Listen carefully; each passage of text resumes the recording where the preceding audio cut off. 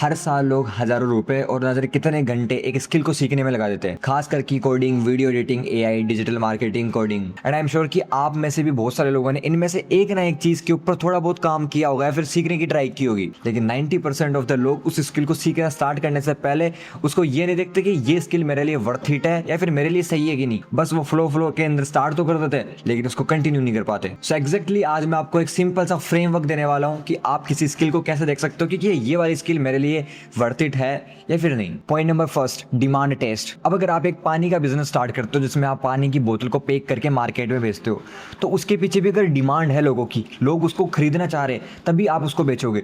और अगर डिमांड ही नहीं है तो क्यों आप उसको बेचोगे।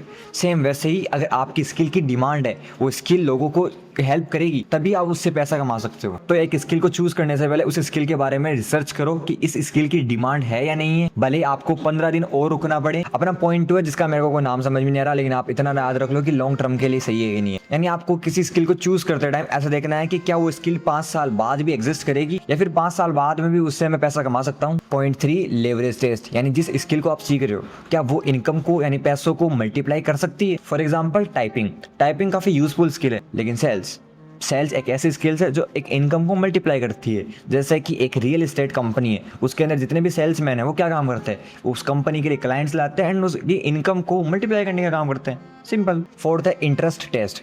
एंड मैं कहूँगा कि आपके लिए काफ़ी इंपॉर्टेंट टेस्ट। मेरे को आप ये बताओ कि आप 4 दोस्त हो, वो कहीं पर घूमने के लिए गए हो एंड सभी दोस्तों ने मैगी मंगवा ली, लेकिन आपको मैगी बिल्कुल भी पसंद नहीं है, आपको पास्ता खाना पसंद है। लेकिन आपने मैगी इसीलिए मंगा ली कि यार सभी दोस्त खा रहे तो उनके साथ में बस मैं भी खा लेता हूँ मैगी। तो आप कितने दिनों तक मैगी खा सकते हो? जब आपको पसंद ही मैगी नहीं तो आप रोज रोज थोड़ी उनके साथ में मैगी खा सकते हो? बिल्कुल नहीं खा सकते। 1 दिन खा लोगे, 2 दिन खा लोगे, 3 दिन खा लोगे। वैसे ही आपकी स्किल कितनी भी अच्छी हो, लोगों के लिए कितनी भी अच्छी काम कर रही हो, लेकिन अगर आपका पर्सनली उसमें इंटरेस्ट नहीं है तो आप ज्यादा लॉन्ग टर्म तक उसमें नहीं चल सकते। पॉइंट 5 है entry barrier test. For example आप अपने दोस्त के साथ में यहाँ पर खड़े हो एंड मैं आपको बोलूँ कि मेरे इन दोनों हाथों के अंदर एक एक बिस्किट है, लेकिन इस बिस्किट को लेने के लिए आपको 10 पुशअप निकालना पड़ेगा, लेकिन इस बिस्किट को लेने के लिए आप भाग के ले सकते हो।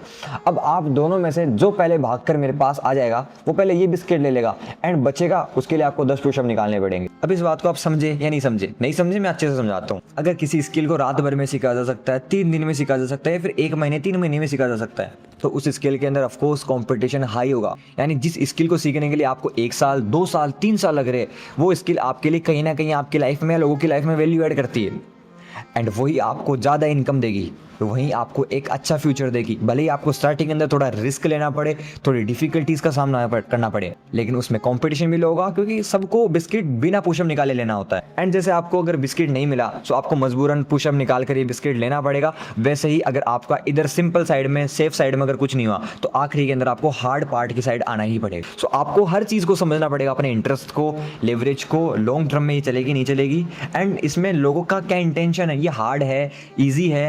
नाउ आपके लिए एक टास्क है कि मैं देखना चाहता हूँ कि आप कौन सी स्किल सीखना चाहते हो या फिर सीख रहे हो। सो कमेंट में जाकर ये बताओ कि कौन सी स्किल है जिसे आप सीख रहे हो या फिर कौन सी स्किल है जिसे आप सीखना चाहते हो।